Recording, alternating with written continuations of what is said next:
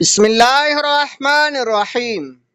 حضرت ابو ہریرہ رضی اللہ تعالی عنہ روایت کرتے ہیں، نبی پاک صلی اللہ علیہ وآلہ وسلم نے فرمایا کہ تم دوسروں کی عورتوں سے پرہیز کر کے پاک دامن رہو، ایسا کرنے سے تمہاری عورتیں پاک دامن رہیں گی، اور اپنے والدین سے حسن سلوک کرو، ایسا کرنے سے تمہارے بیٹے تمہارے ساتھ حسن سلوک کریں گے،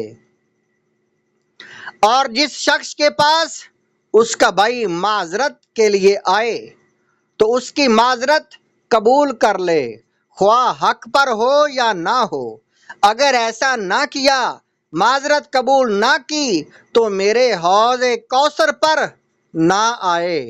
مستدرک للحاکم۔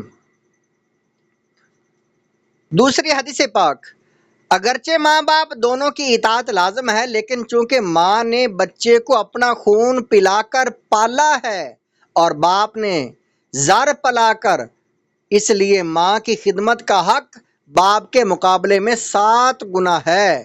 ماں باپ کے ساتھ احسان کی 3 قسمیں ہیں۔ اپنے قول و فعل سے ان کو تکلیف نہ پہنچائے، اپنے مال اور اپنی جان سے ان کی خدمت کرے، جب بھی وہ بلائیں تو فوراً حاضر ہو جائے، ان سے دلی محبت کرے، بات چیت اور اٹھنے بیٹھنے میں ان کا ادب کرے۔ والدین نیچے بیٹھے ہوں تو اوپر نہ بیٹھے، راستے میں ان سے آگے نہ چلے، ان کا نام لے کر نہ پکارے، مغفرت کی دعا کرے، ہفتہ میں 1 دن ان کی قبر کی زیارت کرے، والدین کے دوستوں اور قرابت داروں سے محبت اور حسن سلوک کرے۔ بہقی کنز العمال۔ ان کتابوں میں حدیث پاک ہے، سرکار مدینہ سرور قلب و سینہ صلی اللہ علیہ وآلہ وسلم نے فرمایا، جو لڑکا اپنے والدین کو ایک بار نظر رحمت سے دیکھے گا تو اللہ اس کے لیے اس نظر کے عوض ایک مقبول حج لکھتا ہے۔ عرض کیا گیا، اگر دن میں 100 بار دیکھے؟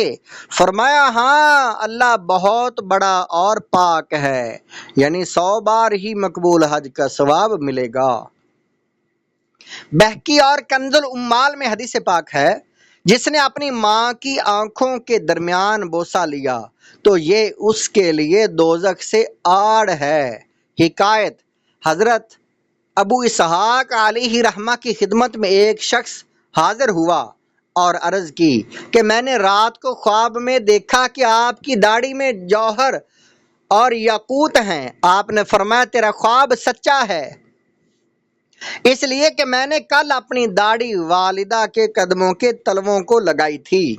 حضرت ابن عباس رضی اللہ تعالیٰ عنہ نے فرمایا کہ والدین کے ساتھ ایسے زندگی بسر کرے جیسے ایک ذلیل خطا کار غلام اپنے ترش روح اور سخت گیر آقا کے ساتھ زندگی بسر کرتا ہے، یعنی جیسے غلام اپنے آقا کے سامنے چاپلوسی اور خوشامد کر کے وقت بسر کرتا ہے، ایسے ہی اولاد کو ماں باپ کے سامنے زندگی بسر کرنی چاہیے۔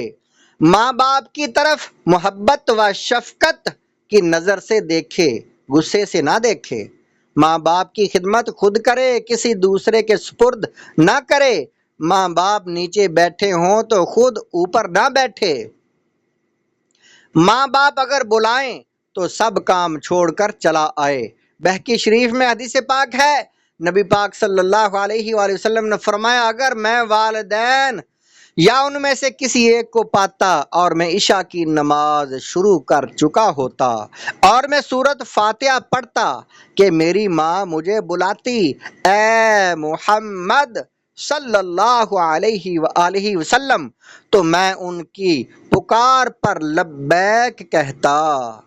کنز العمال میں حدیث ہے، نبی پاک صلی اللہ علیہ وآلہ وسلم نے فرمایا، تمہارے سے پہلے امتوں میں سے ایک بہت زیادہ عبادت گزار تھا، اس کا نام جریج تھا، کلیسا میں رہتا تھا، اس کی ماں تھی جو اس کے پاس آتی اور اسے آواز دے کر بلاتی، تو وہ اپنی ماں کے پاس آ کر بات چیت کرتا۔ ایک دن جب اس کی ماں آئی تو وہ حالت نماز میں تھا۔ اس کی ماں نے اسے پکارا، یا جریج، یا جریج، یا جریج۔ جریج ہر بار کہتا، اے رب میری ماں، یا میری ماں، نماز۔ ماں کو جواب نہ دیا۔ ماں ناراض ہو کر اللہ کی بارگاہ میں عرض کرنے لگی، اے اللہ، جریج کو اس وقت تک موت نہ دے جب تک یہ بدکار عورت کا منہ نہ دیکھ لے۔ ماں یہ کہہ کر چلی گئی۔ کچھ دنوں کے بعد اس علاقے کے سردار کی بیٹی چرواہے سے بدکاری کر کے حاملہ ہوئی اور اس نے بچہ جنا۔